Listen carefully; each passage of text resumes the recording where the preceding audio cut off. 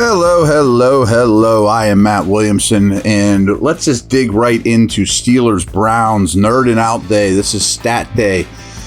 Of course, they have an extra day for this to marinate, for you guys to process it. I don't know if that's good or bad for a team that just got embarrassed, but we'll see. A little more rested might be good for guys like Freiermuth, though.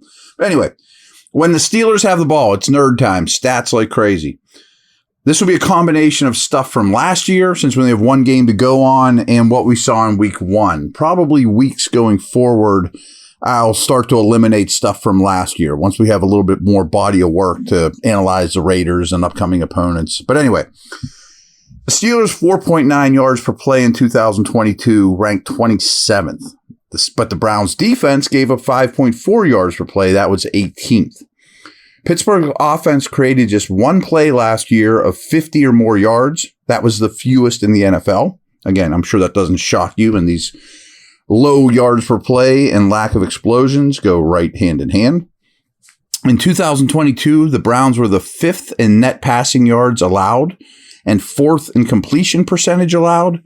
The Browns defense allowed just 196.2 pass yards per game last year. Only four defenses were better.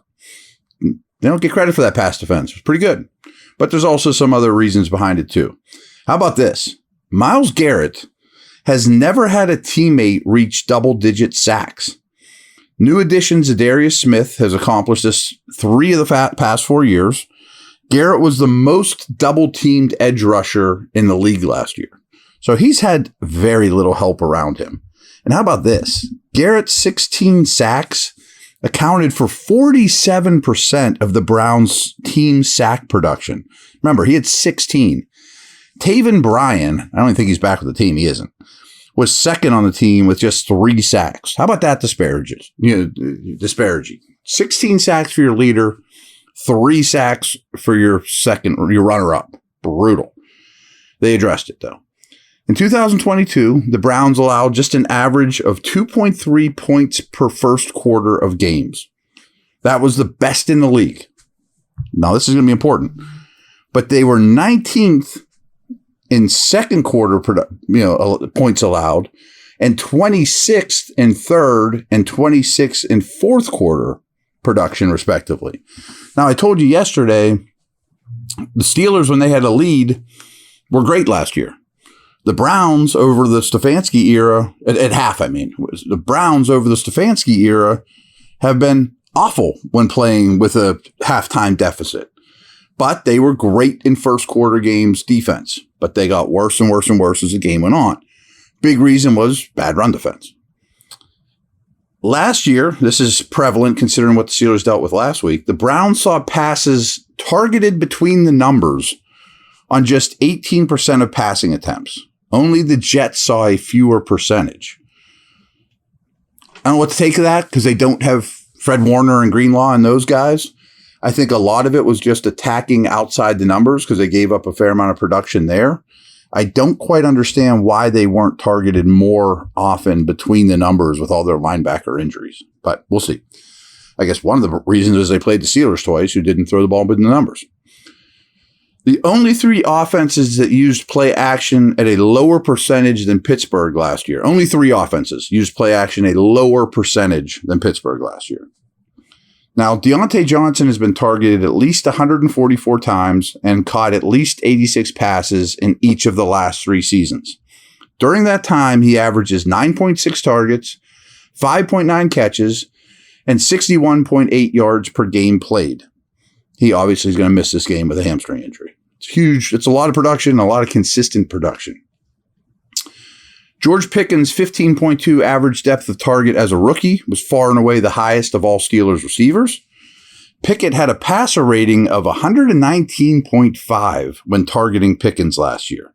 That was the 3rd highest amongst all quarterback wide receiver duos with a minimum of 50 targets, only behind Tua and Waddle, Allen and Diggs with the Bills. Think about that, passer ratings. But Pickens didn't see more than 6 targets in any game from week 6 on last year. Kind of can do the math that when they throw to him, good things happen, but they got to throw to him more. but he also isn't open as much as Deontay. So it's a little bit of a catch-22, but you got to get him the football. When they throw him the football, good things happen. Pat Freiermuth's average depth of target went from 5.3 yards as a rookie to 8.3 yards in 2022. That's a huge difference. And his average yards per target jumped from 6.3 to 7.5. Also, huge jump. Now, you think the Steelers' offense was bad last week? Go watch Browns-Bengals. I mean, and here's some ridiculous numbers from Joe Burrow. In week 1, Burrow threw for just 82 yards on 31 pass attempts in Cleveland. Burrow only had one completion on a pass that traveled 10 or more yards downfield and was 1 of 9 on such attempts. Just attempting a pass 10 yards or further, he was 1 of 9. Burrow's 82 passing yards was the third fewest in a game by a player with 30-plus pass attempts since 1950. I mean, bonkers. The Browns first forced Burrow to attempt 71% of his passes outside the numbers, the highest percentage of his career. He averaged under 2 yards per throw on such passes. Miserable. In that game, the Bengals went 3 and out on 7 different drives, and Cincinnati punted 10 times. The Bengals offense generated just 142 total yards and just 6 total first downs.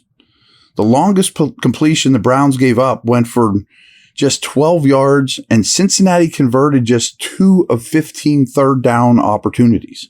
I mean, unbelievable. Jamar Chase and T. Higgins combined to catch 5 passes for 39 yards. They were targeted a combined 17 times. 5 catches on 17 targets. The Browns blitzed Burrow on 38% of his dropbacks. On those instances, Burrow was 2 of 11 for 16 yards. Last year, Burrow was blitzed on just 16% of his dropbacks. That's the lowest rate in the league. So no one blitzed Burrow. They were afraid to. The Browns decided, let's do the opposite and heat him up like he never has before. I'm sure a lot of it's the rust of not playing and the bad calf, and a lot of this stuff has to deal with that. But still, even last year with a different defensive coordinator, when the Browns blitzed the defensive back last year, they allowed just 3.1 yards per play. That was the best in the NFL.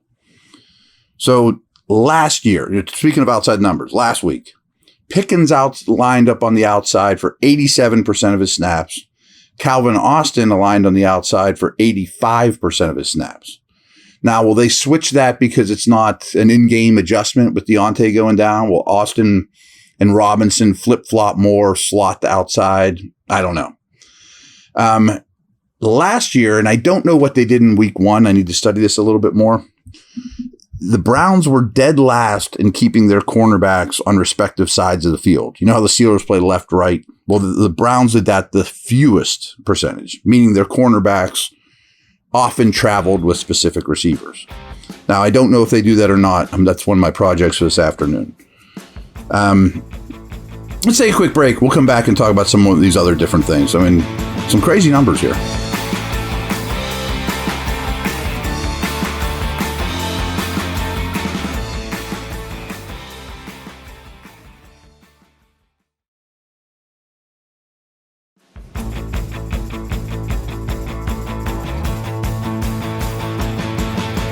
All right, last week, again, with a new defensive coordinator, Myles Garrett aligned as an off-the-ball linebacker for 4 snaps.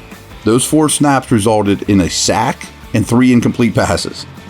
Until this year, Garrett has aligned off the ball just 21 times in his previous 6 seasons. And he did it 4 times in this game. Garrett also dropped into coverage in this game more than once. So they're lining him all over the place and attacking centers and guards even. When the opponent has 3 or more wide receivers on the field, Cleveland's defense allowed 5.5 yards per rush attempt. That was the worst in football last year. So spread them out, attack the middle of the field, but they have reinforced that interior spine of the defense. After the Steelers' Week 9 bye last year, they averaged 146.2 rushing yards per game, which that's awesome, you know. Cleveland allowed 22 rushing touchdowns last year, third most in the NFL. Now, is their run defense fixed or not? We really don't know after week 1, but they did a lot in the preseason or in the offseason to address it. Last week, Steelers rushed for 41 yards. The Browns allowed just 75 yards in week 1 on the ground. Rough. However, Najee Harris has played this team 4 times and has racked up 415 yards on the ground against the Browns. So he averages well over 100 yards per game.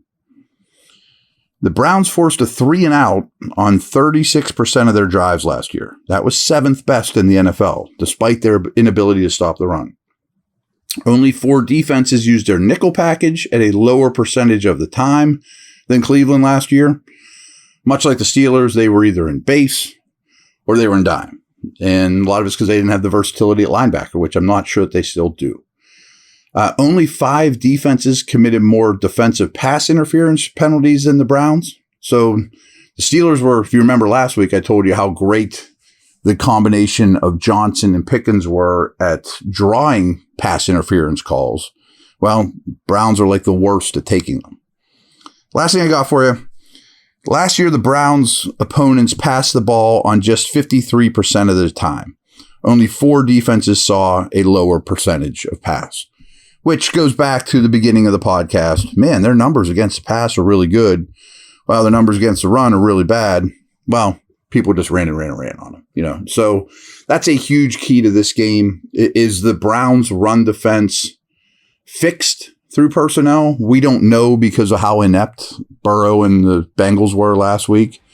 So that'll be crucial. I mean, obviously the Steelers aren't going to win this game if they run the ball 8 to 10 times like they did last week. So we'll flip to the other side of the ball tomorrow. Everyone have a wonderful day.